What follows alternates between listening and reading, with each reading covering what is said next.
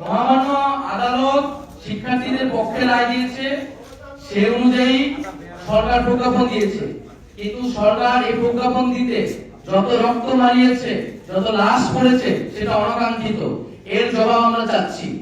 দ্বিতীয়ত, প্রজ্ঞাপনের আগে শিক্ষার্থী এবং অন্যান্য স্টেক হোল্ডারদের সাথে নীতি নির্ধারণী সংলাপ প্রয়োজন ছিল।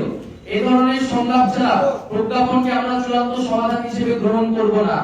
তাই আমরা যথাযথ সংলাপের পরিবেশ তৈরি করে এবং সকল স্টেক হোল্ডারদের সমন্বয়ে আমরা একটি নীতি নির্ধারণী সংলাপ চাচ্ছি, এবং আমরা কোটা নিয়ে যাতে ভবিষ্যতে কোনো ধরনের সমস্যা না হয় সেজন্য একটি স্বাধীন কমিশন গঠন করার আহ্বান জানাচ্ছি।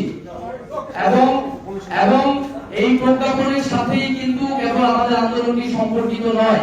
আমরা কিন্তু আন্দোলন থেকে সরে আসছি না। যারা জনগণ আমাদের সাথে নেমেছে, তাদের বক্তব্য, তাদের দাবি দেওয়া, তাদের যে মতামত, তার সুস্পষ্ট সমাধান এবং বিচার না হওয়া পর্যন্ত আমাদের আন্দোলন কিন্তু অব্যাহত থাকবে।